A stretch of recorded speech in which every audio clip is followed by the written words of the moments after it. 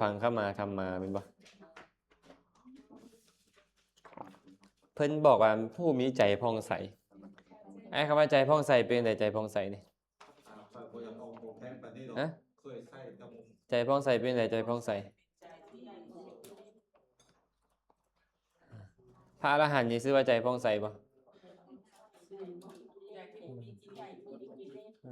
แสดงว่าใจต้องเป็นกุศลต้องเป็นอภยากตะเป็นบ่ใจผ่องใสแล้วความสุขก็ติดตามไปเหมือนเงาตามตัวเอามาต่อวิปากติกะวิบากเลยว่าเรื่องของวิบากวิปากติกะ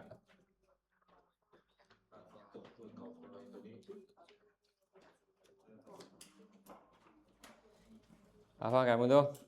วิปากะธรรมาวิปากะธรรมะธรรมาเนวะวิปากะนะวิปากะธรรมะธรรมา3 อย่างวิปากาธรรมมาแปลว่าสภาวะธรรมอันเป็นผลของกุศลและอกุศลเชิงพิเศษกว่ากันและกันมีอยู่อันนี้เพิ่นแปลพิเศษเข้ามาวิปากะแปลว่าผลที่สุกงอมผลที่สุกงอมนี่แหละวิบากนั่นแหละเขาเอิ้นวิบากภาษาบาลีวิปากะมันเป็นผลมันบ่แม่นทางบุญมันบ่แม่นทางบาปมันเป็นผลของบุญและบาปจิตดวงนั้นเขาเกิดนะมันบ่แม่นบุญมันบ่แม่นบาปแต่มันเป็นของผลของบุญผลของบาปเนาะเฮากำลังจะเรียนเรื่องนี้บัดเนี่ยวิปากะธรรมมาสภาวะธรรมทั้งหลายที่เป็นผลของกุศลและอกุศลมีอยู่วิปากะธรรมะธรรมมาสภาวะธรรมทั้งหลายที่มีสภาพให้ผลเกิดขึ้นมีอยู่ต่างกันบ่สภาพที่เป็นผลกับสภาพที่ให้ผลต่างกันบ่ต่างกันตัวหนึ่งเป็นผลตัวหนึ่งให้ผลต่างกันเนาะเนวะวิปากะนาวิปากะธรรมมาธรรมะธรรมมาสภาวะธรรมทั้งหลายที่บ่แม่นผลของกุศลและอกุศลซึ่งพิเศษกว่ากันและบ่แม่นทางสภาพที่ให้ผลเกิดขึ้นมีอยู่เขาจะเห็นเรื่อง3อย่างสภาพที่เป็นผลสภาพที่ให้ผลสภาพที่บ่แม่นทางผลบ่แม่นทางตัวให้ผลฟังทันเนาะฟังทันบ่สภาพที่เป็นผลสภาพที่ให้ผลและสภาพที่บ่เป็นทางผลบ่ให้ทางผลบ่เป็นทางผลบ่ให้ทางผลเอาตัวแรกเลยองค์ธรรมของบทแรกวิปากาธรรมมาวิปากาธรรมมาเจ้าก็ไล่สดแล้วปะ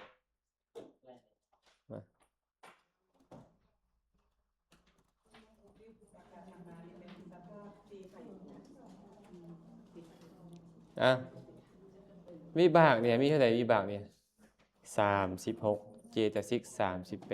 38เจอปะวิบาก36เจตสิก38คือตัวใดมาเบิ่งนำกัน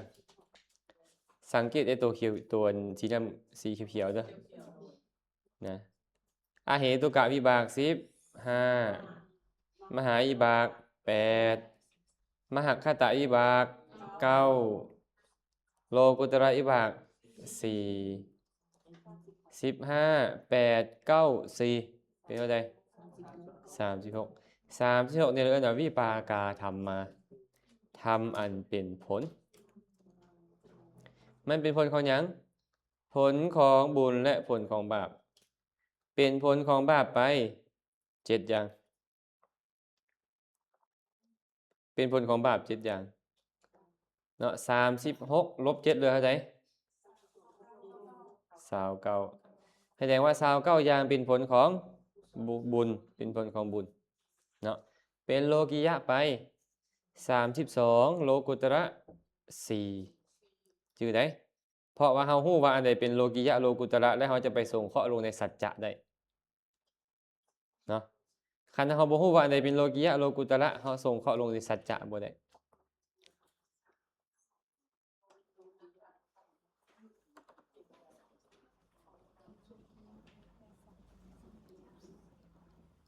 นั่นคือบ่ขึ้นเนาะสุขว่าอืม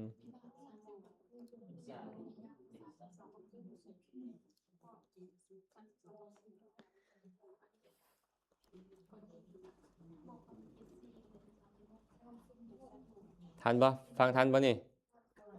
อ้าวมาต่อธนาคารทัน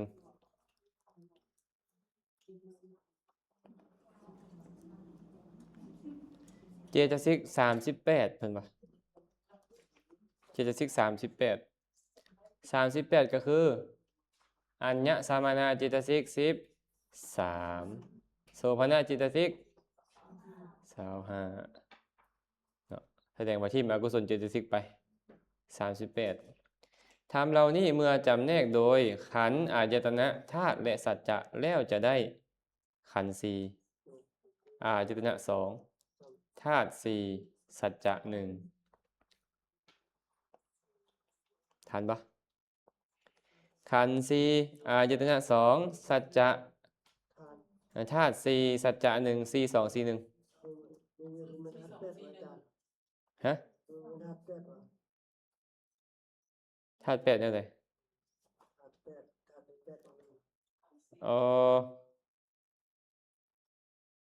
มันน่าจะเป็น8เขียนผิดเลยสุกเป็นตัวนี้ดูเพราะว่าวิญญาณก็5แล้วเขียนผิดตัวนี้ใส่8สุกเดี๋ยวเขียนไว้ก่อน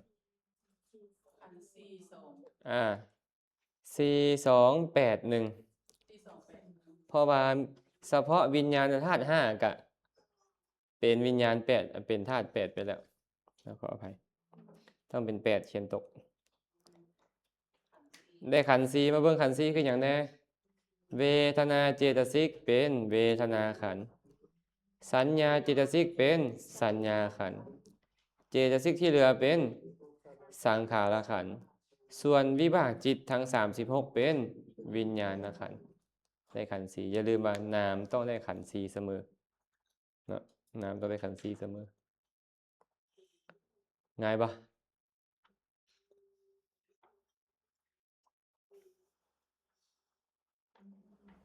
เจตสิกได้ขันธ์3จิตได้ขันธ์1ก็เลยเป็น4อายตนะได้2เพราะว่าอายตนะที่เป็นรูปมี10เรื่องวิบากนี่มันบ่มีรูปถึงแม้นว่ากรรมชรูปจะเป็นผลของกรรมก็จริงจะเป็นผลของบุญของบาปก็จริงแต่บ่ได้หมายเอาในที่นี้เอิ้นว่าอานิสงส์ตัวนั้นนะเป็นผลอีกแบบหนึ่งบ่เป็นผลโดยตรงเป็นผลโดยอ้อมอายตนะได้2คือหยังวิบากจิตทั้ง36เป็นมนายตนะเจตสิก38เป็นธรรมายตนะอายตนะก็เลยได้แค่2ทันบ่แม่มอน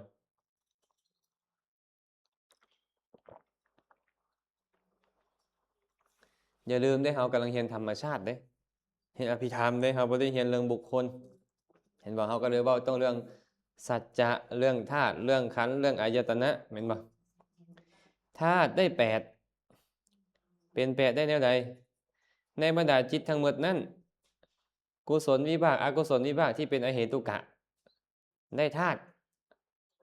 7แล้วได้อย่างใดจักขุวิญญาณธาตุ2เป็นจักขุวิญญาณธาตุโสตวิญญาณจิต2เป็นโสตวิญญาณธาตุฆานวิญญาณ2เป็นฆานวิญญาณธาตุชิวหาวิญญาณ2เป็นชิวหาวิญญาณธาตุกายวิญญาณ2เป็นกายวิญญาณธาตุสัมปติชนะ2เป็นมโนธาตุวิบากที่เหลือ24เป็นมโนวิญญาณธาตุ36ออกไป12ก็เหลือ24แสดงว่าจิตทั้งหมดได้วิญญาณ7ส่วนเจตสิก38เป็นธรรมธาตุยากบ่ บ่ยากเนาะยากบ่หนิง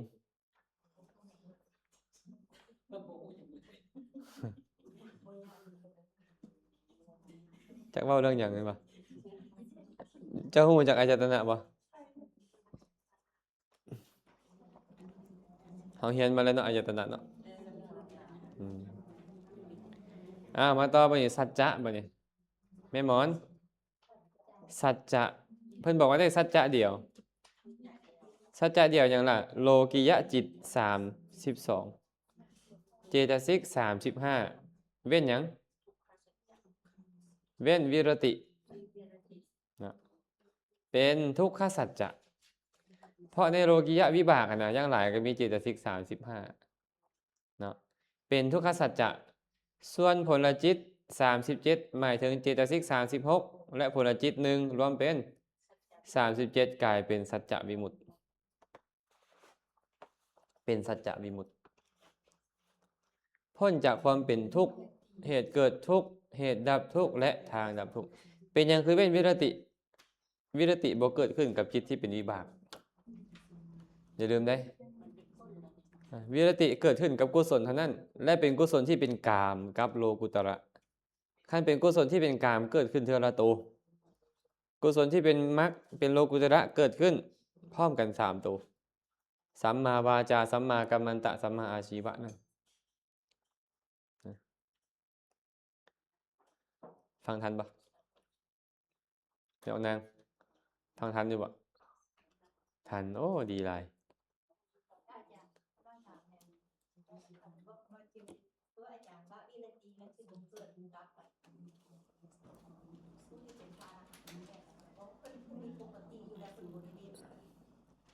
หมายความว่าหลังจากที่เพิ่นบรรลุอรหันต์แล้วนะมันจะบ่เกิดกับจิตที่เป็นโลกิยะของเพิ่นแต่จิตที่เป็นโลกุตระของเพิ่นก็ต้องเกิดฟังทันปะวิรติที่เป็นโลกุตระของเพิ่นนะต้องเกิด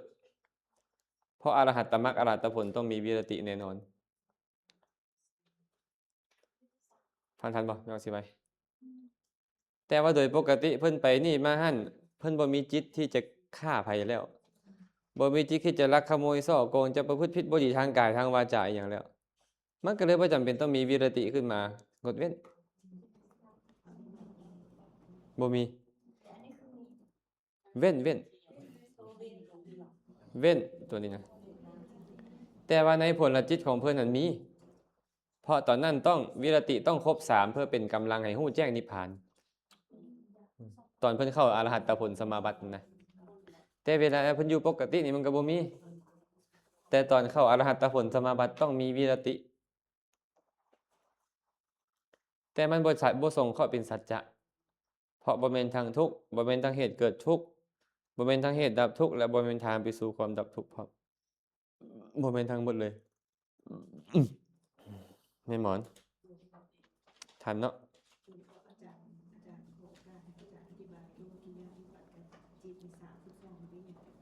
โลกิยะวิปากจิตมี32มีหยังใดแม่หมอนเข้าไปไล่โลกิยะนี่แหละกะอาเหตุกะวิบาก15มหาวิบาก8มหคตวิบาก9รวมกันเป็นกันเลย32โลกุตระวิบาก4หรือ20เป็นบ่เฮาไล่แต่4เนาะเอาเป็นโสดาปัตติผลสกทาคามิผลอนาคามิผลและอรหัตตผลทันปะเดี๋ยวพี่จะไหนฟังอยู่บ่ได้หมายความว่าเข้าใจอยู่ จบแล้วเนาะวิปากาธรรมานี่เนาะวันนี้วิปากะธรรมะธรรมาธรรมที่ให้ผลไม่ยังให้ผลนิ้งกุศลและอกุศลคล้ายๆกับกุศลธรรมาเลยตัวนี้ไม่เพียงกุศลธรรมากับตัวนี้อกุศลธรรมาเอา2บทมารวมกันกุศลธรรมาอกุศลธรรมานั่นแหละมาเป็นวิปากาธรรมะวิปากาธรรมะธรรมานี่ได้แก่อกุศล12ดวงเพราะมันให้ผล และกุศล21ดวงเพราะให้ผลเจตสิก52เลยเนาะมาเบิ่งคืนอกุศล12ให้ผลเป็นหยังให้ผลเป็น7ดวงนี้คืออเหตุกะอกุศลวิบาก7ส่วนกุศลที่เป็นกามวจรให้ผล16ดวงเห็นบ่รูปวจรกุศลให้ผลเป็น5ดวงอารูปวจรกุศลให้ผล4ดวงโลกุตระกุศลให้ผล4ดวงนับเบิ่งดูกุศลบัดนี้มีเท่าไหร่วะมันคือเป็นอย่างนี้นี่โอ้สมพรปั่นเว้าผู้เดียวจังนี่เนาะจือบทางนำแล้วอาจารย์บ่เห็นโดยบอกว่าเอ้ยทั้งเบิ่งอันนี้เด้ทั้งบ่ตึกเด้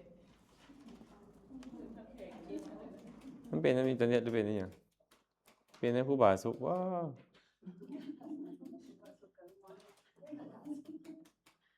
เน็ตที่นี่ตัวใด หึ เน็ตตัวสองตัวใด ว่า ข้างในไลฟ์สดเราตัวสอง โอ้เน็ตในกล้องบ่ได้เพิ่นว่ามันทางจ่ายเพิ่นเขาจะหมดแล้วมื้อนี้เออแสดงว่าต้องได้ทวงเท้าเลยเด้นี่ เน็ตมันบ่ได้เงินมันบ่ได้ติดต่อ อ้าวมาเนาะนับดูนี่กุศลมีเท่าใดนี่กุศลนี่มหา8มหาคตะ9โลกุตระ4 8 9 4เป็น21มันให้ผลบ่ให้ผล สรุปยังไงก็คือทั้งกุศลทั้งอกุศลให้ผล เจตสิกจึงรวมเป็น52ฟังทันเนาะมาบัดนี้เฮามาจำแนกอกุศล12กุศล21โลกและก็เจตสิก52เป็นขันธ์อายตนะธาตุและสัจจะบัดนี้จะได้ขันธ์4อายตนะ2ธาตุ2สัจจะ3ฟังทันบ่น่าจะฟังทันเนาะขันธ์4คือหยังขันธ์4อันนี้ง่ายแล้วแหละเวทนาก็เป็นเวทนาขันธ์สัญญาก็เป็นสัญญาขันธ์สังขารก็เป็นสังขารขันธ์และวิญญาณก็เป็นวิญญาณขันธ์จิตทั้ง33ดวงนั้นเป็นวิญญาณขันธ์อายตนะเพราะเหตุที่มันเป็นนามมันเลยได้แค่อายตนะ2คือมานายตนะและธรรมายตนะจิต33ดวงเป็นมานายตนะเจตสิก52เป็นธรรมายตนะธาตุก็ได้2เส้นกันมโนวิญญาณธาตุกับธรรมธาตุจิต33ดวงเป็นมโนวิญญาณธาตุเจตสิกเป็นธรรมธาตุส่วนสัจจะบ่เนี่ยเนาะอกุศลจิต12โลกิยากุศล17โลกิยากุศล17เป็นหยังมหากุศล8รูปวจรกุศล5อรูปวจรกุศล4เป็น17เจตสิก51เว้นโลภะเพราะโลภะเป็นหยังเป็นสมุทัยเนาะอกุศล12กุศล17เจตสิก51จึงเป็นทุกขสัจจะเป็นทุกขสัจจะนะส่วนโลภะเจตสิกเป็นสมุทัยเป็นสมุทัยสัจจะองค์มรรค8หรือ7ในมรรคจิต4จัดเป็นมรรคสัจจะองค์มรรค8หรือ7อย่าลืมเลย8กันในปฐมฌานในมรรค4หั่นเป็นบ่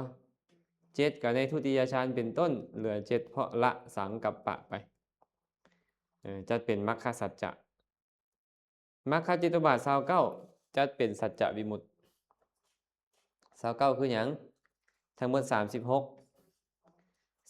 เอาออก8เหลือเอามรรค8ออกเหลือ28บวกจิต1เป็น29นี่เอิ้นว่าสัจจะวิมุตติพ้นจากความเป็นสัจจะบ่แม่นทั้งทุกข์บ่แม่นทั้งเหตุเกิดทุกข์บ่แม่นทั้งเหตุดับทุกข์บางคนอาจจะถามอาจารย์มันบ่เกิดขึ้นตั้งอยู่ดับไปบ่อาจารย์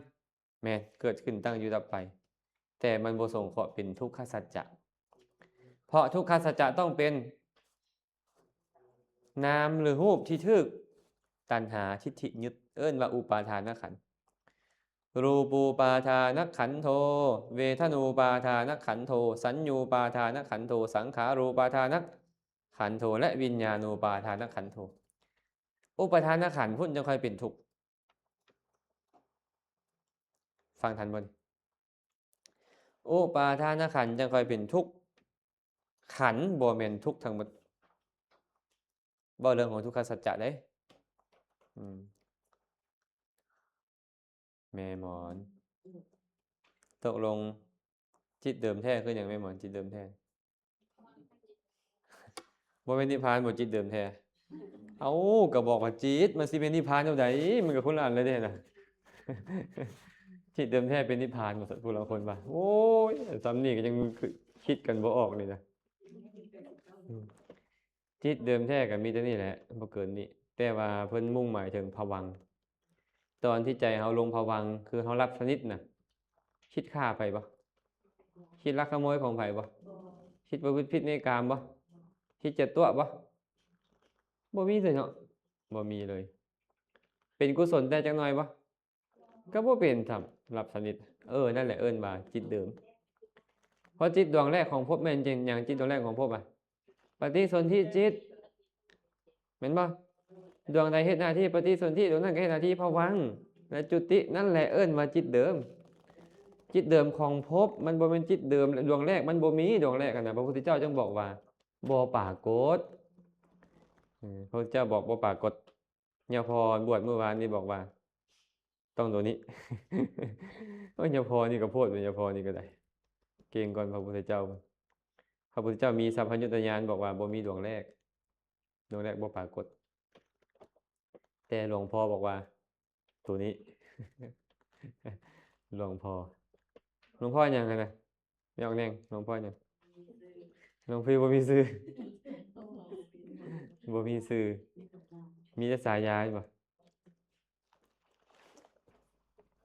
ต่อบ่ไปต่อบ่ถ้าครูบาสุขคือบ่ให้กับเจ้าเห็นนำเนาะอันเวลาเขียนนั่นน่ะ เห็นไหมจ๊ะเห็นอยู่บ่ สองของพ่อ อืมย่านเขาเจ้าบ่เข้าใจนำพ้นบ่นี่ผ่านบ่นี่ผ่านแล้วเนาะเอามาบทที่2บทที่3เนววิปากะนาวิปากะธัมมะธัมมาบัดนี้บ่แม่นทางตัวให้ผลบ่แม่นทางตัวเป็นผลยุ่งบ่บัดนี้แมวนกมันก็บ่แม่นตัวให้ผลบ่แม่นตัวที่เป็นผลตัวให้ผลคือบุญและบาปค่อยบ่แม่นตัวเป็นผลคือวิบากค่อยบ่แม่นแสดงว่าต้องเป็นหยังล่ะก็ต้องเป็นกิริยาฮูกนิพพานเป็นอัพพยากตธรรมที่พิเศษบ่เป็นอัพพยากตธรรมทั้งหมดกิริยา20เจตสิก35รูป28และนิพพานกิริยา20มานับนำกันเด้อแม่หมอนนับนำกันเด้ออะเหตุกะกิริยา3มหากิริยา8มหคตกิริยา9 3 8 9เป็น20จิตได้20แล้วเจตสิกเกิดขึ้นได้สูงสุดเท่าไหร่เจตสิกเกิดขึ้นฮะมันเกิดขึ้นได้35เพราะเว้นวิรติเจตสิกอัญญสมณะ13โสภณะ22เว้นวิรติ13บวก22เป็น30 35เจตสิก20เจตสิก35รูป28นิพพาน1รูป28คือรูปทางกายทั้งหมดเลยเด้อ35 28 1เบิ่งต่อไปนี่ธรรมเหล่านี้นะส่งเคราะห์โดยขันธ์อายตนะธาตุสัจจะแล้วจะได้ขันธ์5ครบเลยอายตนะ12ธาตุ13สัจจะ2ได้ขันธ์5เพราะมีรูปเข้ามานำแล้วตัวเนี้ยได้อายตนะ12พอครบเลยมีรูปนำมีนิพพานนำธาตุก็ได้13จะเว้นแต่จักขุโสตคานะชิวหากายะวิญญาณธาตุไปแม่นบ่และสัจจะได้2มาเบิ่งแต่ละอย่างไปขันธ์5นี่ต้องเว้าบ่ขันธ์5 าไม่ออกนิ่งเว่าให้หมู่ฟังขันธ์ห้าคือหยังไดโอ้สาธุเจริญแท้ๆเอ้าสาธุจะว่าด้วยน่ะ อ่ะไรบอยอายตนะที่สองมีอย่างไร ตาหูดันลิ้นกายใจหูเสียงกินรสสัมผัสของเรา โอ้สาธุอันนี้ก็ได้เจริญแท้ๆ คันบ่ได้อันนี้แล้วมันไปบ่รอดได้ พอเฮียนเรื่องอันนี้โดยเฉพาะธาตุ18แปลว่าทำเหล่านี้นี่นะได้แค่13รูป28นั่นโอลาลิกะรูป12เป็นโอลาลิกะธาตุ10โอลาลิกะรูป12ก็เป็นอย่างไรเพราะนี่แหละ ดินน้ำลมไฟจักขุภาษาทาหูปพวกนี้แหละเนาะโคจรหูปอย่างนี้นะก็ได้จักขุธาตุโสตธาตุคานะธาตุชิวหาธาตุกายธาตุเนาะรูปเสียงกลิ่นรสสัมผัสกับได้รูปธาตุสัทธธาตุคันธธาตุรสธาตุและโผฏฐัพพธาตุเลยได้ธาตุ10เนาะได้ธาตุ10เลยเด้ปัญจทวาราวชนจิตเป็นมโนธาตุอาเหตุกะกิริยามี3ดวงดวงที่1ปัญจทวาราวชนะมันเป็น1ในมโนธาตุเพราะมโนธาตุมี3เป็นบ่มันก็ได้มโนธาตุกิริยาจิตที่เหลือจากปัญจทวาราวชนะนั้น19เป็นมโนวิญญาณธาตุส่วนเจตสิก35สุขุมรูป16นิพพานและเป็นธรรมธาตุจึงได้ธาตุ13ธาตุที่เป็นรูปโดยตรง10ที่เป็นนามโดยตรงเท่าไหร่2ที่เป็นทางนามทางรูปอีก1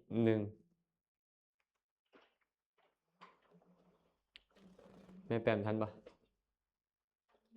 พอทันอยู่เนาะเพลงในเฮียนอภิธรรมนี่คือฟังเพลงพงษ์สิทธิ์คัมภีร์ปะ บ่เคลื่อนปานใดเป็นบ่ตอนอาจารย์นั้นบวชใหม่ๆตอนเริ่มสิบวชมันมีเพลงหนึ่งดังเขาเอิ้นว่าแมงป่อปีกบาง ฟังยามใดก็คือมันเพลงอันเนี้ยเหมือนแมงป่อปีกบาง มันพวกขี้เหล้านี่มักแนวนี้เว้ย ฟังอันนึงก็เคิ้มเป็นนำมันบัดเฮียนอภิธรรมมันคือบ่เป็นแนวนี้ มันต้องสังเวชสลดใจเลยเนาะมันสังเวชจังหน่อยอยู่บ่ฮะบ่เลย งงตึมซ้ำแม่นบ่ งงตึมซ้ำอืมแม่นแม่งพรรณนาเรื่องแมงป่อไหม้เมืองอะนะเอาลอง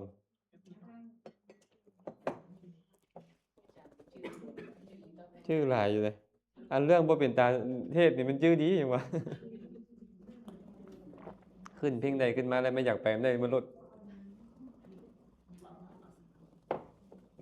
บัตรธรรมะอ่านเป็น10 20 รอบบ่จืออื้อหือ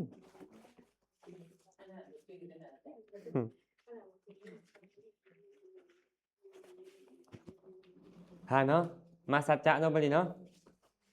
สัจจะ2สัจจะ2คือหยังเด้กิริยาจิต20เจตสิก35รูป28เป็นทุกขสัจจะขณะจิตของพระอรหันต์แล้วเนี่ยกิริยาจิตเนี่ยก็ยังเป็นทุกขสัจจะเพราะเป็นโลกิยาจิตเราจะคิดว่าจิตของพระอรหันต์แล้วจะเป็นโลกุตระบ่แม่นเด้เป็นโลกุตระเฉพาะมรรคผลเท่านั้นเลยนะเนาะเป็นทุกขสัจจะส่วนนิพพานเป็นนิโรธสัจจะนิพพานเป็นนิโรธสัจจะติกะนี่ชื่อว่าอาทิรัฐนามเพราะอาศัยคำเริ่มต้นบาวิปากะเป็นบทตั้งแรกเป็นหลักในการตั้งชื่อว่านิปปะเทสติกะเพราะแสดงปรมัตถธรรมทั้งหมดบ่เหลือ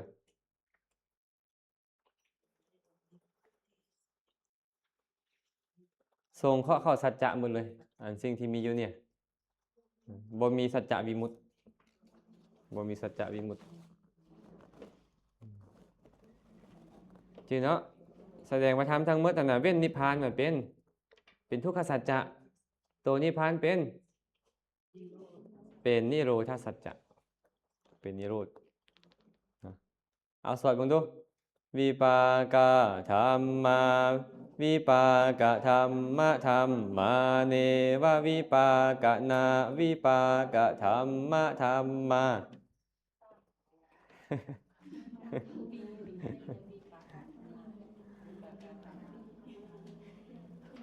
เป็นตาสวดแล้วคนตายบนบ้านบนเมืองบ่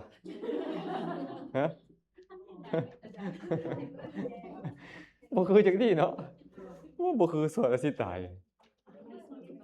เป็นหยังคือว่าเข้าใจกันได้ว่าสวดแล้วสิตายนี่นะ นี่ เป็นหยังเป็นจังเป็นเอามาสูตรน้ำคนตายของอาจารย์ในเบื้อง มันมีเรื่องต้นหนึ่งที่แม่เพลงสมัยแต่ก่อนสมัยพุทธกาลนี่นะ เวลาคนใกล้ตายนี่จะนิยมนิมนต์พระไปแสดงธรรมไปสาธยายธรรมให้ฟัง เคยมีอุบาสกคนหนึ่งบอกธรรมิกะอุบาสก เรามีศรัทธาในศาสนาแห่งบริวารเรา500ไปวัดเตระเจอกับพาไปรักษาศีลพาไปรักษาศีล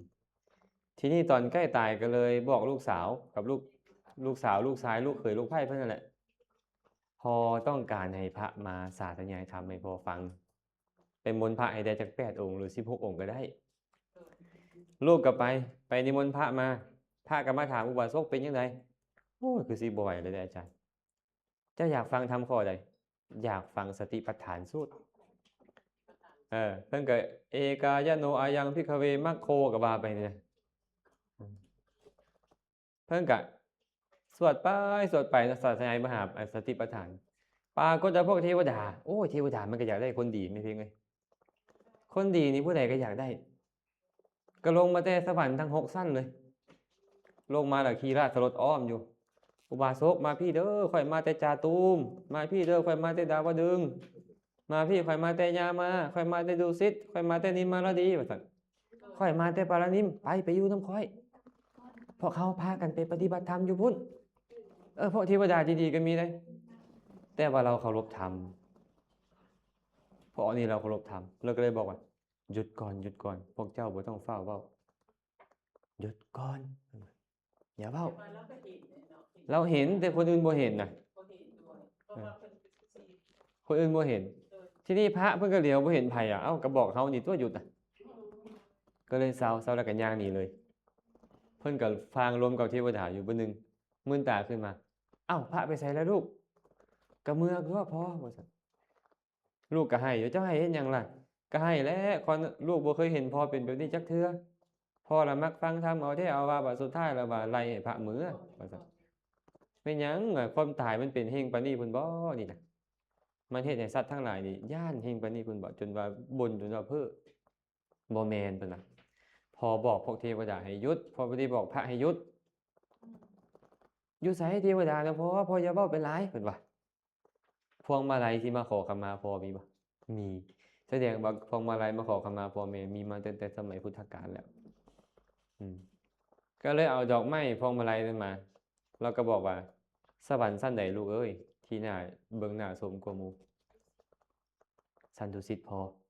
เพราะดุสิตนี่นะมีพระโพธิสัตว์ก็ไปอยู่หั่นคันซั่นเจ้าจงอธิษฐานว่าขอให้พวงมาลัยนี่จงไปคล้องอยู่แอกราชรถที่มาจากสวรรค์ชั้นดุสิตเด้อลูกเด้อ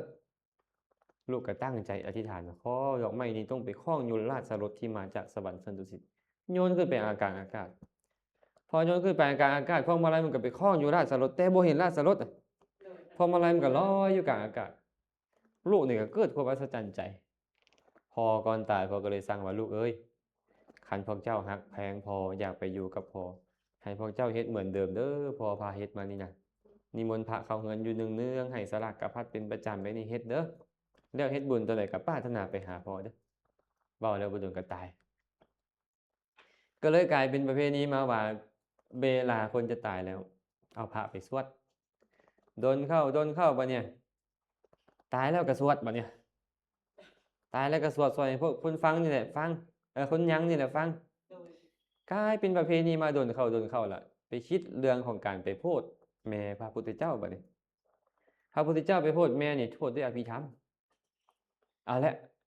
พวกเขาก็จะนิมนต์พระสวดอภิธรรมสินะมันก็เลยกลายเป็นสวดอภิธรรมมาตั้งแต่นั้นบัดนี้บาดเป็นการสวดอภิธรรมแล้ววันนี้อื่นบ่ได้ในตอนคนใกล้ตายนี่นะมันบ่แม่นสวดอีหยังก็ได้นะเดี๋ยวเนี้ความหมายก็คือให้เป็นไปเทศน์ให้คนใกล้ตายหันได้สติสัมปชัญญะแล้วไปสวรรค์ได้บ่แม่นไปสวดตอนตายอะเด้แต่สวดตอนตายได้ประโยชน์บ่ล่ะก็พวกนั่งอยู่นั่นแหละได้ประโยชน์คันเขาฟังคันเขาบ่ฟังคันเขาซุมเล่ากันอยู่ก็บ่ได้หยังอือ ก็ฟังแบบที่บ่เข้าใจอีกขนาดจ้ะ บ่เข้าใจแหละ เขาไปกันตั้งใจเลย ได้บุญอยู่เคารพอะแต่ว่า โดย บ่ได้ปัญญา บ่ได้บ่ฮู้ว่าเป็นหยังที่ แต่ เพิ่น ว่า ส นั่ง อน นกฟังนี่แหละ สุตตะบ่เกิดเด้ได้บุญเพราะเหตุด้วยความเคารพแต่ว่าสุตตะบ่เกิด ก็เลยกลายเป็นประเพณีแต่นั้นมาเด้อืมบ้านเฮาก็เลยนิยมสวดอภิธรรมแต่บนอื่นน่ะบ่แม่นแต่อภิธรรมเพิ่นอยากสวดหยังเพิ่นก็สวดมันบ่เกี่ยวดอกทีนี้ล่ะอภิธรรมน่ะไปสวดแต่งานศพหลายแล้วว่าสวดให้ผีฟังได้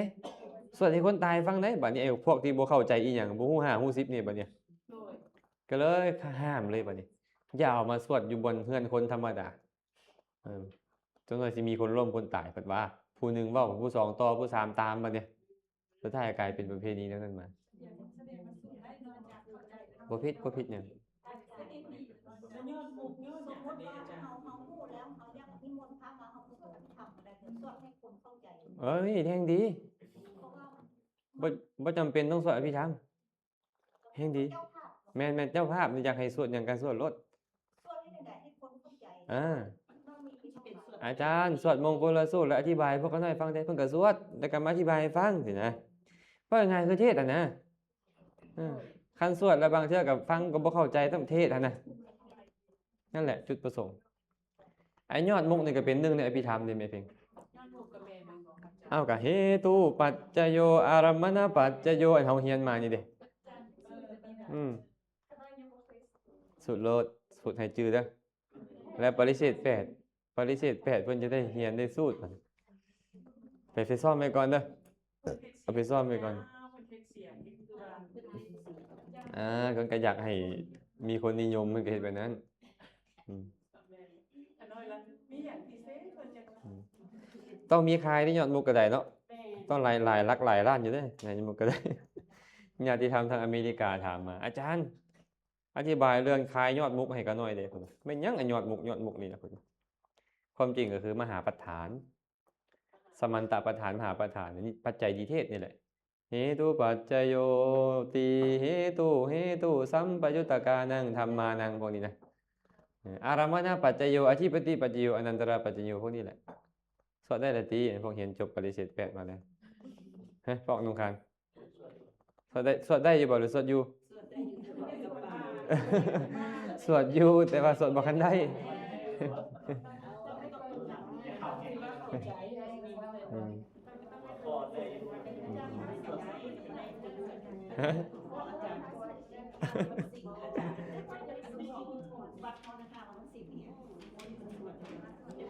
อ้าวก็แล้วแต่พ่อพี่ออกเพิ่นน่ะสวดประจำอยู่แล้ว แม่หมอนไปดำมือเดือนหนึงบ่ไปพอมือ เวลาเป็นสวดมันมีแต่สวดตอนสลบ นั่นแหละแม่หมอนไปแต่ตอนฉลอง แม่หมอนบ่ได้ไปซุมื้อเด้คันไปซุมื้อจะเห็นแต่เพิ่นสลับสวดอยู่หั่นแหละเบิดเล่มนั่นแหละอืม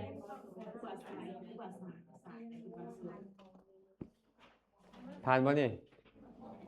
สรุปว่านี่อภิธรรมนี่เป็นตาสวดแล้วคนตายบ่เอ้าเป็นหยังต้องสวด เพราะมันเป็นธรรมที่พระพุทธเจ้าไปโปรดแม่เพิ่นอืม ขน้อยว่าถ้าบ้านทางมีคนเรียนทำแล้วทำยังไงมันสวดกับบุคิดมันจะไปได้ไหม แม่ บ้านมันจะเป็นสวดกันอย่างไร แล้วแบบคือว่าเป็นระเบียบการนะผู้พาไปเงินดีแล้วต้องพาสูตรอันนี้สิ เอากสิรวัตรกันจังว่า ก็สิระดับแต่แล้วบอกประเทศอื่นอย่างจะมาสูตรนะสูตรอยู่หันกับผู้อย่างมีความหลากหลาย แต่บ่ได้หมายความว่ามันผิดต่างแต่ว่าผู้ฟังบ่เข้าใจบ่ได้รู้เรื่องรู้ราว แล้วขึ้นมาถือกำหนดมาว่าอันนี้มีสูตรเป็นน้ำดี สรุปแล้วสวดอยู่นี่ก็ได้เนาะ โดย สวดอติเฮาเมื่อกี้นี่กุศลธรรมาสวดอติ อ้าวจบแล้วได้อนี่วิปากะทิกะนี่อาจารย์จะบ่อธิบายเพราะตัวนี้ แต่ว่าเฮ็ดไว้ให้อันผู้ที่บ่เข้าใจตัวเทิงแล้วให้บ้านตัวรุมได้ แต่ว่าอาจารย์จะขอผ่านเลย อุปาทินนติกะบัดนี้อุปาทินนติกะ อันนี้ยากนิดนึงเด้เอาพร้อมกัน อุปาทินนุปาทานิยาธรรมาอนุปาทินนุปาทานิยาธรรมาอนุปานานุปาทานิยาธรรมาอันนี้เขียนใช่ไหมสุก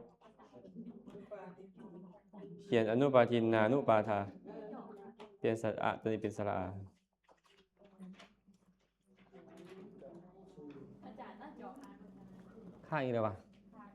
ว่ามันคือขยันแต่ข้างนี่มันคือขยันข้างใช่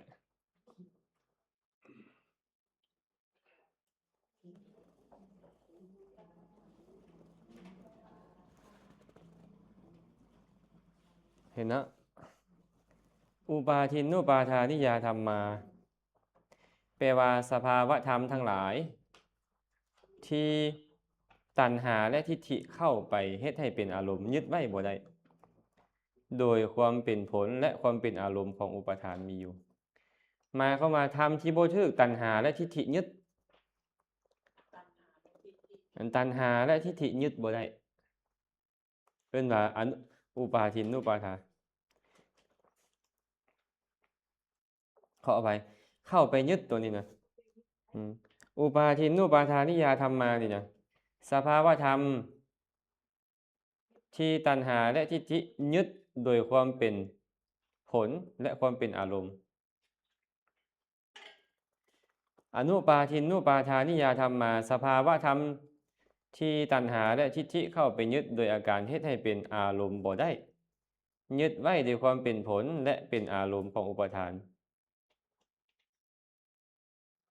มีอยู่สภาวะธรรมทั้งหลายอนุปาทินนานุปาทานิยาธรรมมาอันตัณหาและทิฏฐิเข้าไปยึดโดยอาการเฮ็ดให้เป็นอารมณ์บ่ได้ยึดไว้โดยความเป็นผลและบ่เป็นผลประโยชน์คือบ่เป็นอารมณ์ของอุปาทานมีอยู่มาเบิ่งตัวที่แรกเลยอุปาทินนุปาทานิยาธรรมมา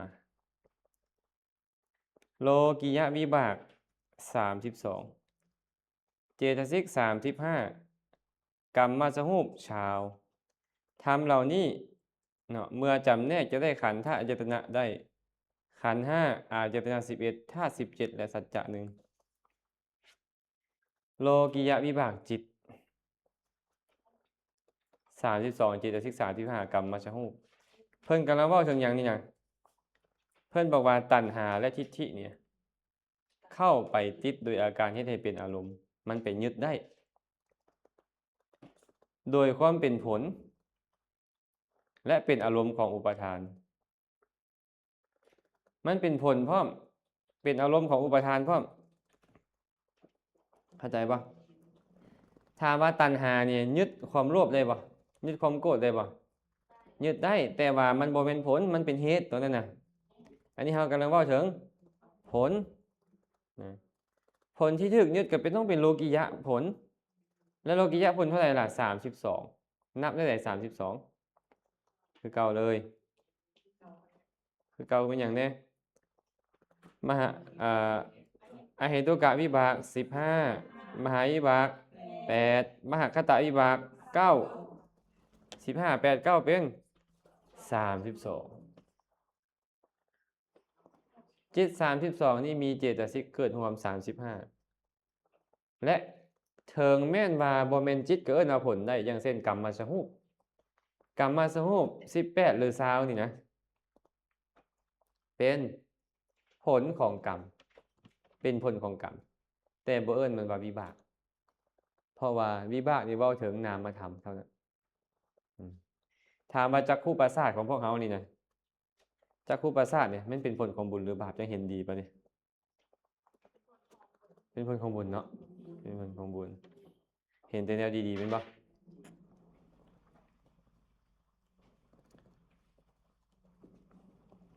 เอามาจำแนกโดยขันธ์ธาตุอายตนะบัดนี้จำแนกโดยขันธ์ได้ขันธ์ห้าขันธ์ห้ามีหยังได้นิ้งโอ้เก่งแท้สาธุเด้อ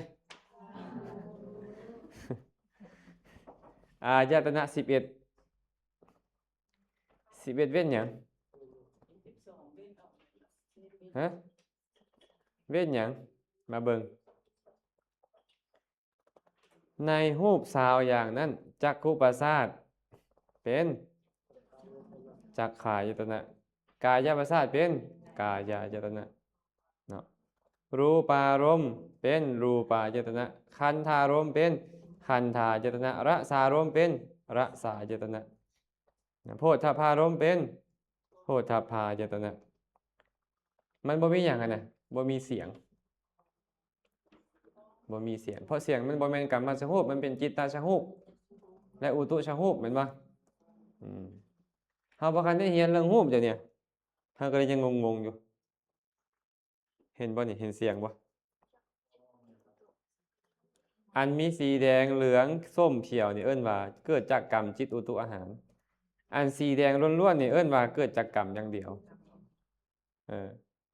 อันสีเหลืองกับสีแดงเกิดจากจิตและฮะเหลืองกับส้มเนี่ยเกิดจากจิตและอุตุเสียงยังไม่ใช่เกิดจากกรรมเสียงเกิดจากจิตได้ยินเสียงอาจารย์บ่เป็นอย่างมันเสียงออกมาจิตอยากจะให้ยินเสียงเคยได้ยินบ่อันเสียงแอร์ได้ยินบ่มันเกิดจากจิตหรือเกิดจากหยังอุตุมันบ่มีกรรมพอท่านก็เลยตัดมันออกหนึ่งแทนที่มันจะได้อายตนะ12มันเลยตัดออกหนึ่งส่วนปฐวีอาโปเตโสวาโยก็เป็นโพธพารมณ์เป็นโพธพายตนะโลกิยจิต32เป็นมานายตนะโลกิยวิบากนะส่วนเจตสิก35สุขุมหูป9หรือ11อาโปอิทธิภาวะปุริสะหะทยะชีวิตะอาหารปริเฉทหูปอุปจยะสันตติและชรตาอนิจจตาเป็นธรรมายตนะ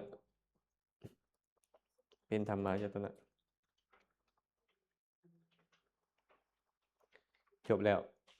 ง่ายบ่อุปาชินนุปาทานิยาธรรมะธรรมที่เป็นอารมณ์ของตัณหาและทิฏฐิและที่เป็นผลพร้อมต่อไปบัดนี้ธาตุได้17ธาตุเว้นหยังเว้นสัทธารมณ์เว้นสัทธาธาตุคือเก่าที่เหลือก็ได้หมดเลยจักขุโสตคานะชิวหากายะธาตุและก็รูปกินรสสัมผัสธรรมมโนธาตุมีบ่มโนธาตุในวิบากนะก็สัมปติชนะ2อันเด้ที่เหลือก็เป็นมโนวิญญาณนาธาตุเจตสิกก็เป็นธรรมธาตุ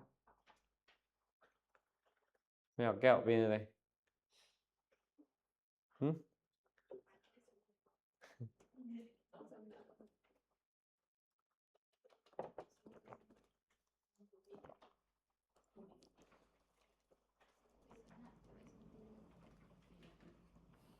ได้สัจจะเดียวเพราะมันเป็นโลกิยะมันก็เลยเป็นแต่ทุกขสัจจะอ้าวอาจารย์โลภะมันก็เป็นโลกิยะมันควรจะเป็นสมุทัยบ่แม่นบ่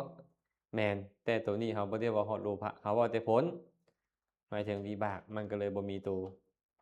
โลภะเกิดร่วมแน่นอน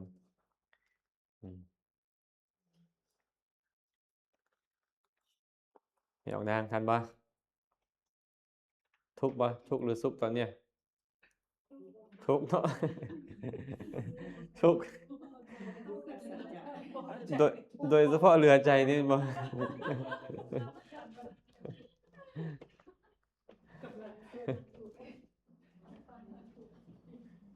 พยายามเข้าใจกับทุกสิ่ง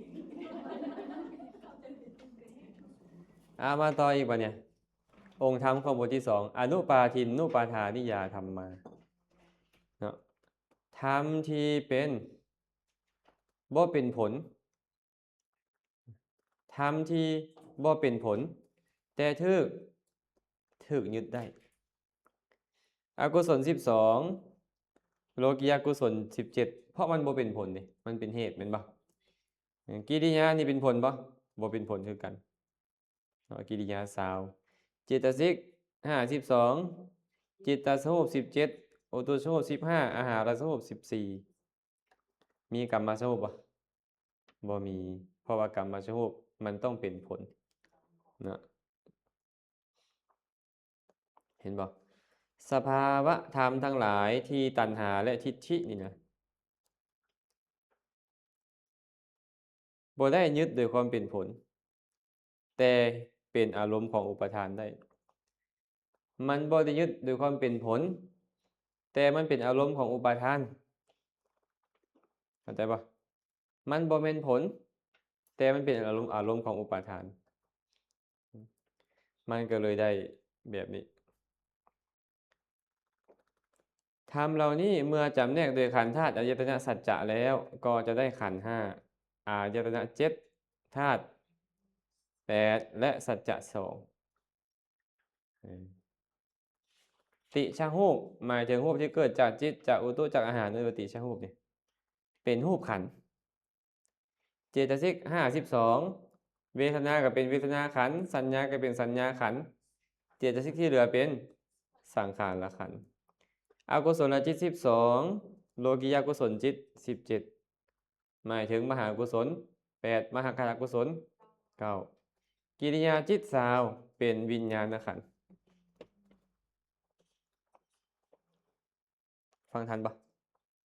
ฟังทันเนาะแสดงว่าได้ขันธ์ห้าเลยเนาะรูปเวทนาสัญญาสังขารครบเลยอายตนะได้แค่7บัดเนี่ย7คืออย่างไรติชะฮูปนั้นมันบ่มีฮูปที่เกิดจากกรรมตาหูดังลิ้นกายเป็นหยังเป็นฮูปที่เกิดจากกรรมแสดงว่าต้องตัด5อย่างนี้ออกถูกปะถูกหรือไม่ถูกเอาจักขุประสาทนี่เกิดจากกรรมบ่เกิดจากกรรมโสตะคานะชิวหากายะเกิดจากกรรมแต่ว่าเพิ่นบ่เอาฮูปที่เกิดจากกรรมเพราะเพิ่นเอาตัวที่บ่เป็นผลฮูปที่เกิดจากกรรมมันเป็นผลก็เลยได้รูปมันเป็นรูปายตนะ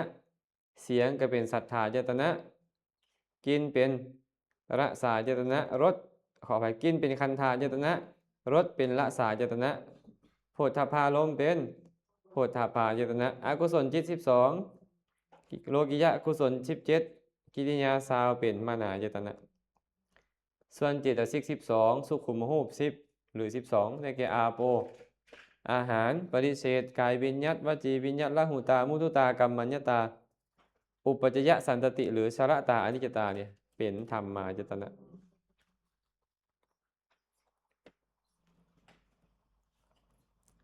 แม่มอนทันปะเดี๋ยวสั้นทันไทยเข้าไปอายตนะ12เอาแค่อายตนะที่เกิดจากกรรม5ทิ่มไปจักขุโสตะคานะชิวหากายะทิ่มไป7 12ลบออก5ก็เลย7เห็นปะส่วนธาตุได้ธาตุ8เป็นยังคือได้ธาตุ8ธาตุทั้งหมดมีเท่าไหร่18เนาะธาตุ18นั่นน่ะจักขุโสตะคานะชิวหากายะบ่มีเพราะว่าบ่มีรูปที่เกิดจากกรรมและมันบ่เป็นวิบากเมื่อจักขุวิญญาณโสตะวิญญาณคานะวิญญาณชิวหาวิญญาณกายะวิญญาณมันเป็นวิบากมันก็บ่มีอีกตัดออกไป10แล้ว18ออก10เหลือ8เหลือ8เนาะได้แก่อย่างไรรูปเสียงกลิ่นรสสัมผัสก็เป็นรูปายตนะขออภัยรูปธาตุสัทธธาตุคันธธาตุรสธาตุและโผฏฐัพพธาตุปัญจทวาราวชจิตก็เป็นมโนธาตุอกุศลจิต12โลกิยกุศลจิต17และกิริยาจิต19ที่เหลือจาก ปัญจทวาราวชนั้นเป็นมโนวิญญาณธาตุส่วนเจตสิก52สุขุมรูป10หรือ12ได้แก่อาโปเป็นต้นนี่นะเป็นธรรมธาตุเป็นธรรมธาตุทันปะ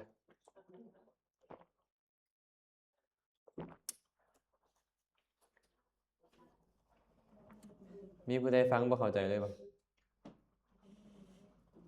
ไม่เอาแพ้บ่อยากตอบว่าขาน้อยนี่แหละ เข้าใจว่าคันนี่คืออย่างคันก็คืออย่างเกาะกลุ่มก้อนเอิ้นว่าขันธ์กลุ่มของรูปก็เอิ้นว่ารูปขันธ์กลุ่มของเวทนากับเวทนาขันธ์กลุ่มของสัญญากับสัญญาขันธ์กลุ่มของสังขารกับสังขารขันธ์กลุ่มของวิญญาณกับวิญญาณขันธ์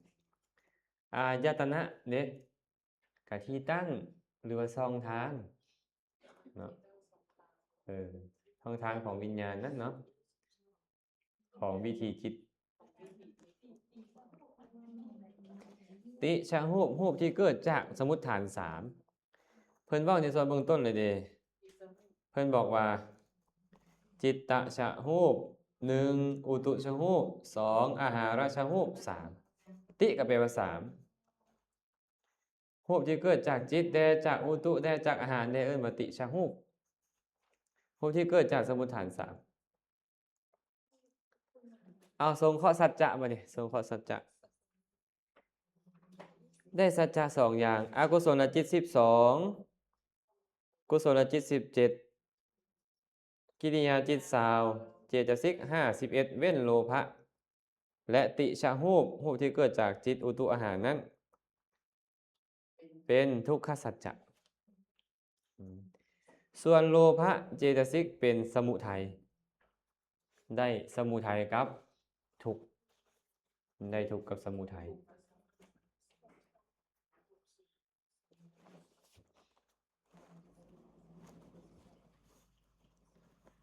โอ้สิบ่ได้เอานิทานมาเล่าอีกแล้วบ่นี่นะเริ่มเบื่อบ่จักฟังทันบ่อุบาสิกานก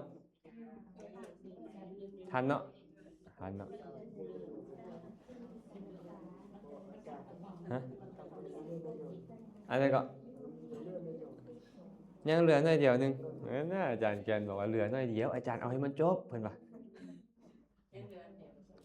เพิ่นว่ายังเหลือหน่อยเดียวอาจารย์ต้องสอนให้จบเพิ่นว่า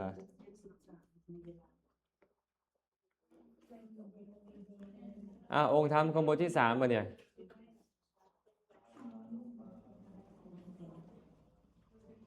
อนุปาทินนานุปาทานิยาธัมมาแปลว่าหยังธรรมที่ตัณหายึดเอาเป็นเข้าไปยึดบ่ได้โดยเป็นผลและโดยเป็นอารมณ์โลกุตระจิต4เจตสิก36และนิพพานธรรมเหล่านี้เมื่อจำแนกโดยขันธ์ธาตุยตนะแล้วมันบ่ถูกยึดเพิ่นเว้าถึงหยังนี่นะฮะพลจิตพลจิตพลจิตนี่เบิ่งอันองค์ธรรมของมันเด้อเห็นบ่อนุปาทินนานุปทาเปลี่ยนแล้วป่ะสุอนุปาทินนานุปาทานิยาธัมมาสภาวะธรรมทั้งหลายอันตัณหาและทิฏฐิเข้าไปติดโดยอาการเฮ็ดให้เป็นอารมณ์บ่ได้ยึดไว้โดยความเป็นผลและบ่เป็นประโยชน์บ่เป็นอารมณ์ของอุปาทานมันเป็นผลแต่มันบ่เป็นอารมณ์ของอุปาทานไม่ยังเป็นผลที่บ่เป็นอารมณ์ของอุปาทานน่ะสิ่งที่บ่เป็นอารมณ์ของอุปาทานมีแต่โลกุตระเท่านั้นเห็นบ่แต่โลกุตระมีผลจักดวงล่ะก็4เพิ่นก็เลยบอกว่าโลกุตระจิต4ก็หมายถึงผลละจิต4เนาะเจตสิกเกิดในจิตดวงนั้นเท่าไหร่36และนิพพานยึดเอานิพพานเป็นผลได้บ่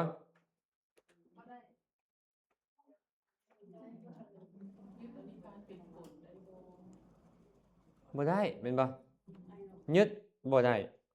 ยึดบ่ได้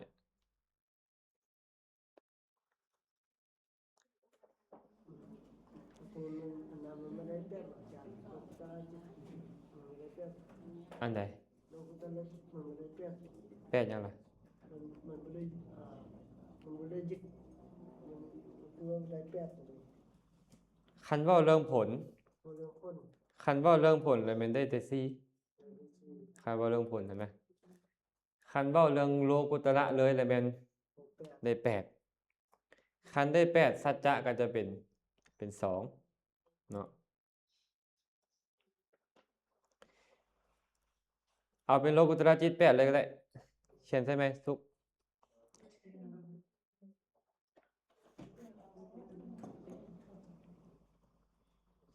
เพราะเวลาไปสรุปมรรคเพิ่นสรุปเป็นนิโรธนำเปลี่ยนเด้อ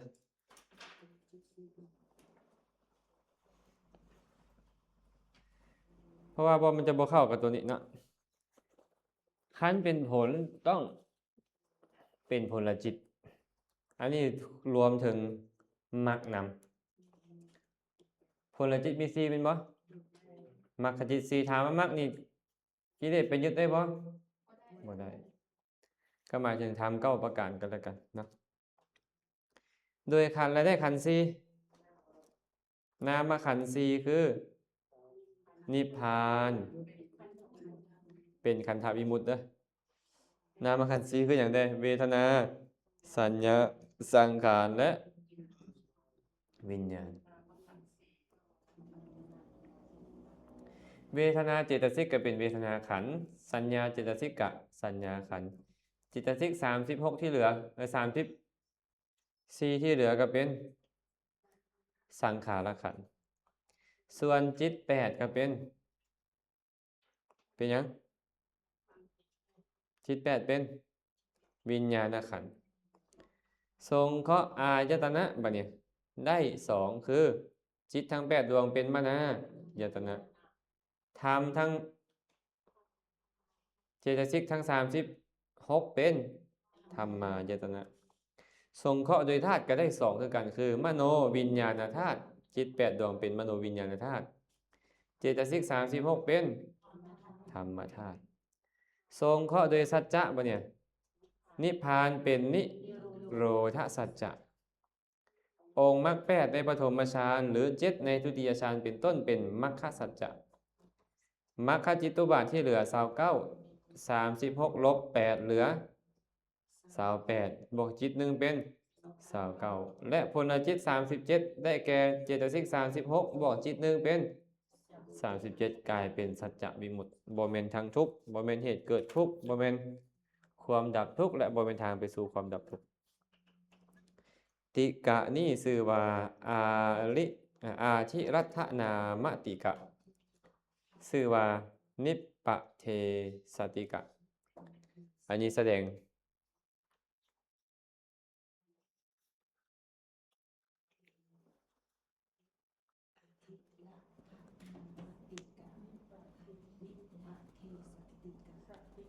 นั่นแม่หมุนอ่านภาษาบาลีได้อีกจบแล้ว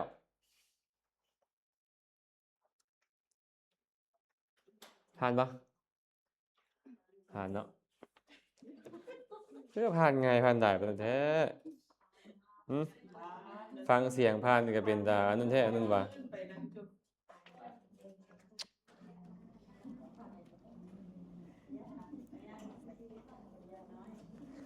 บทว่าอุปาทินนุปาทานิยาธรรมมานี่นะความหมายแล้วก็คือธรรมที่เป็นผลของโลกิยกรรมก็หมายถึงวิบากที่เป็นโลกิยะ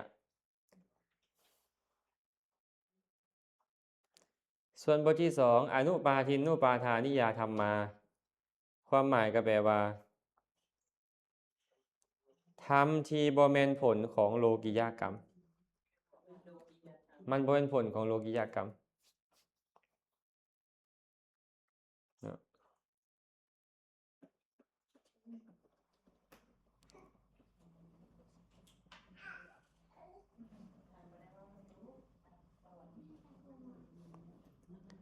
อัน คือว่าสุขแปลงตัวนี้เป็นทินนะนาทินนะใส่จุดแทนตัวสอนะมันตก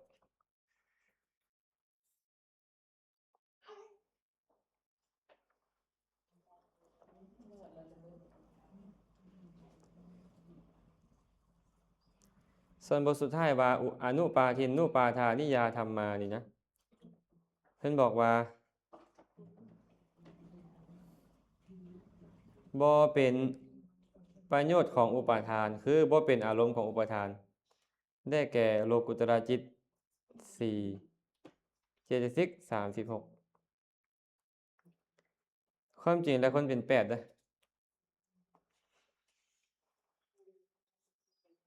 เป็น8ซะ โลกุตระไป ใช่ไหมเด้อ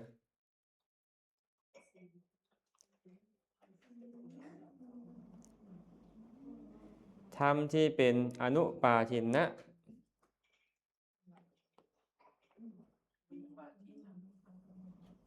เป็นอนุปาทานิยะนำจึงได้องค์ธรรมดังกล่าวแล้วตัวรูปนี้นำเด้อซิกทุกนี่2 บอลโลกุตระจิต8เลย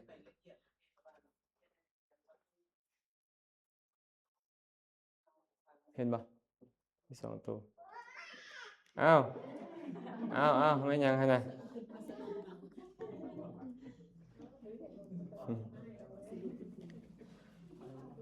เขาได้จักรยางแล้วนี่เรียนมานี่ได้จากติกะแล้วไอ้4ติกะเนาะ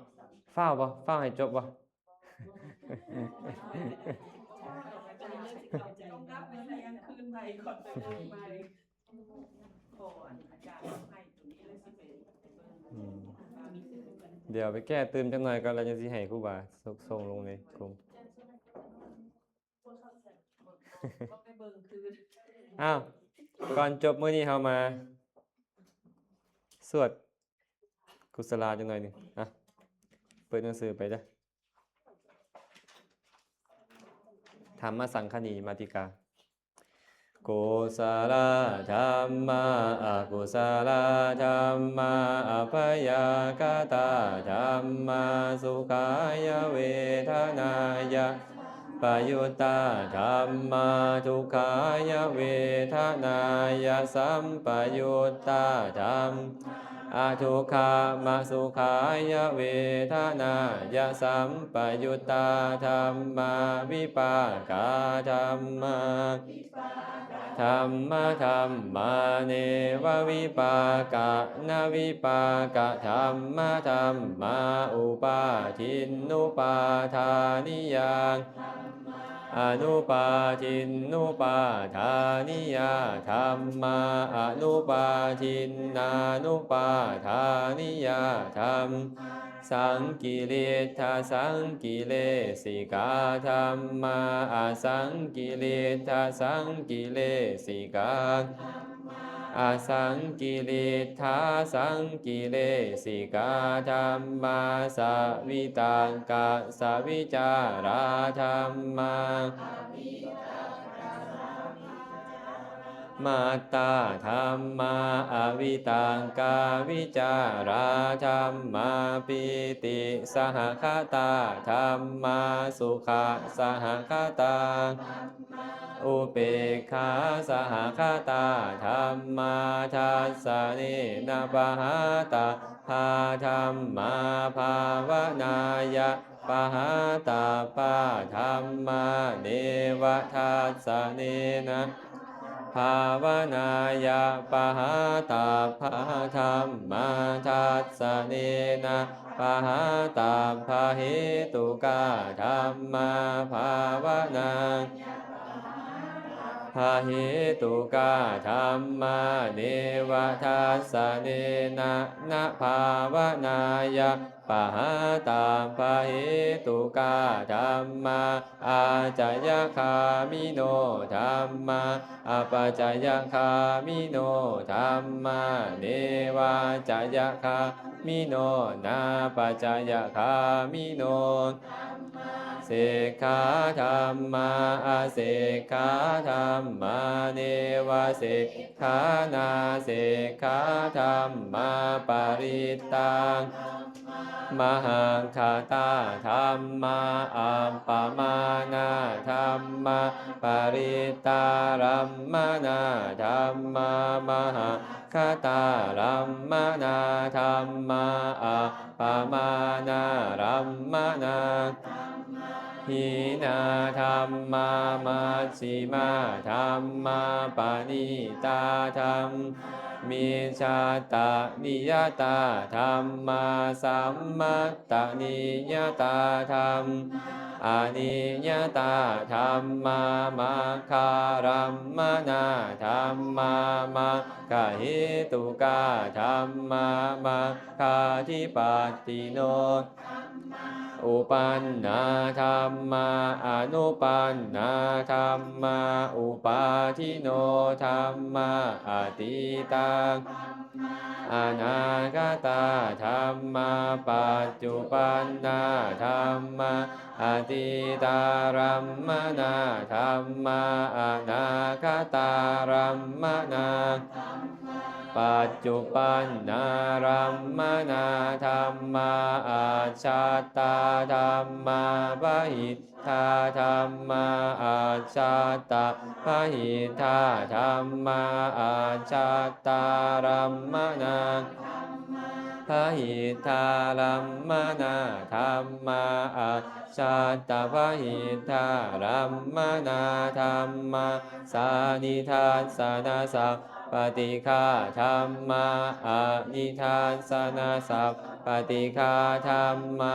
อานิทานสนาปฏิฆาธัมมาโอ้ของเที่ยวกันดีอาทิตย์หน้าจังมาต่อแต่ก่อนจะจบพวกเราการมาพร้อมกันแผ่เมตตาจิตแล้วก็อุทิศส่วนกุศลให้กับสรรพสัตว์ทั้งหลายนำกันสัพเพสัตตาสัตว์ทั้งหลายที่เป็นเพื่อนทุกข์เกิดแก่เจ็บตายด้วยกันทั้งหมดทั้งสิ้นอาเวราหนตุจงเป็นสุขเถิดอย่าได้มีเวรแก่กันและกันเลยอาภายาปัชชาหนตุจงเป็นสุขเถิดอย่าได้พยาบาทเบียดเบียน